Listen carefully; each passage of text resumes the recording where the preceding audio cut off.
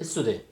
ايه اللي بيحصل من السودان من جرائم واغتصاب وقتل وتهجير ومذابح عرقية؟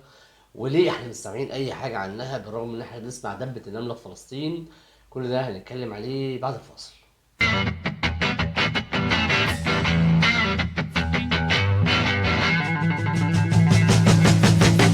صباح او مساء الورد على حسب وصول الفيديو ليك. اهلا بيك في حلقة جديدة من قناة اي تو زد، برنامج تأمل.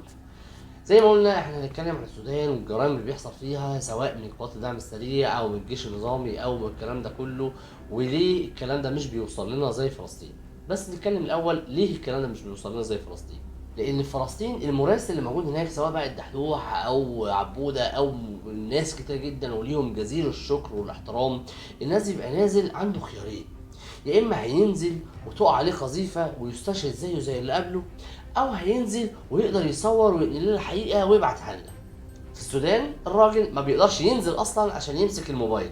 ليه؟ لان قوات الدعم السريع متغلغله ومستوطنه جوه المجتمع السوداني نفسه، لان هم عايشين هناك بقالهم اكتر من 10 سنين، بقوا في وسطهم، في وسط الاهالي.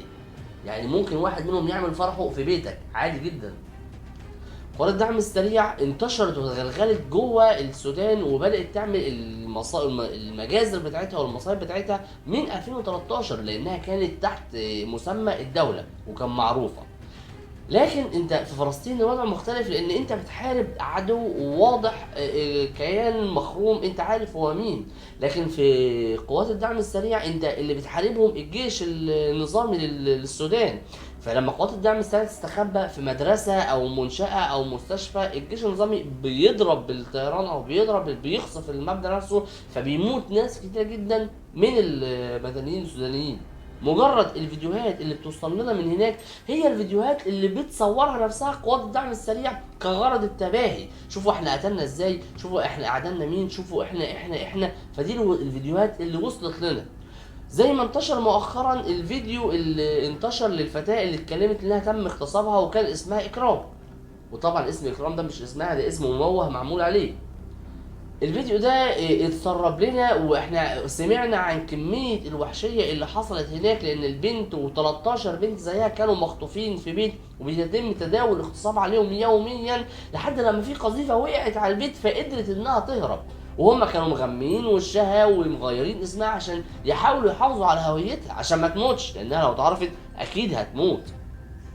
دي قصة من مئات القصص اللي وصلت لنا، من آلاف القصص اللي ما وصلتلناش، اللي ما نعرفش أي حاجة حصلت عنها. شوف بقى القصص اللي وصلت لنا من الناس اللي نزحوا من السودان، سواء جم مصر أو سواء راحوا جنوب السودان أو سواء راحوا أثيوبيا، دول اللي قدروا يتكلموا. لكن في مجازر بتحصل في السودان إحنا ما نعرفش أي حاجة عنها، زيها زي جرائم الاغتصاب، زي جرائم السرقه، زي القتل، زي الاستيطان. ليه الكلام ده كله بيحصل؟ نرجع نقول بقى يعني ايه قوات الدعم السريع.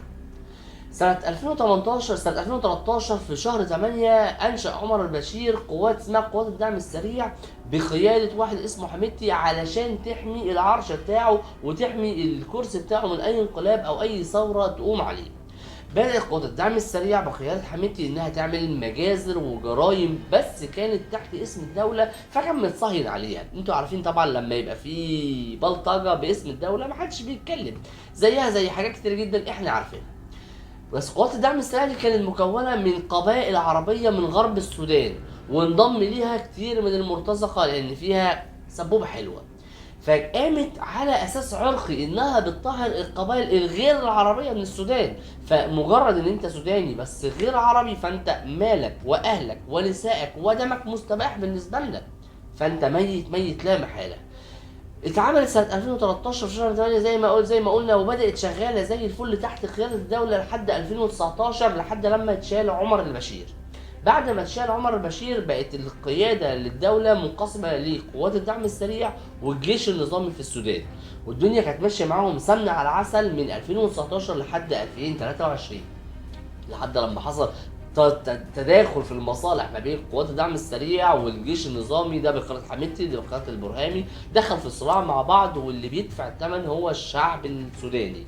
لحد النهارده في الاف الاسر استشهدت، وفي الاف الناس تشردت. اكتر من 15 مليون طفل سوداني ما يعرفوش اي حاجه عن التعليم. الكهرباء مقطوعه بقالها 8 اشهر، النت طبعا مقطوع بقاله 8 اشهر، الميه مقطوعه. يحمدوا ربنا ان في هناك حاجه اسمها نهر النيل اللي بيعدي، اللي عشان يشربوا بس بيروحوا يملوا الميه من نهر النيل ويرجعوا. ربنا يكون في عون اخواتنا في السودان، وربنا يكون في عون اخواتنا في فلسطين. مش عارفين هنقعد نقول ربنا يكون في عون مين في العالم اللي بيكيل بمكيالين. مش عشان انت ابيض وعينيك ملونه زي اوكرانيا هيتعاطفوا معاك الناس، وزي فرنسا هيتعاطفوا معاك الناس وينزلوا في مسيرات في الشارع لعشمات منهم ثلاثه. لكن مش انت ابيض ومش عينيك ملونه هيتداس عليك بالجزمه زيك زي سائر العرب، زي سائر الناس اللي مش عينيهم ملونه. وعشان نعرف احنا وصلنا لكده ازاي وحصل لنا ايه علشان نوصل للمرحله اللي احنا فيها دي، اللي احنا بقينا عادي بنشوف الامور دي عاديه جدا والفنا المنظر. ده اللي هنتكلم عليه في الحلقه الجايه من قناه اي تو زد برنامج تعالى ما اقول لك. استنونا وبس كده يا سيدي، اشوفك على خير، سلام.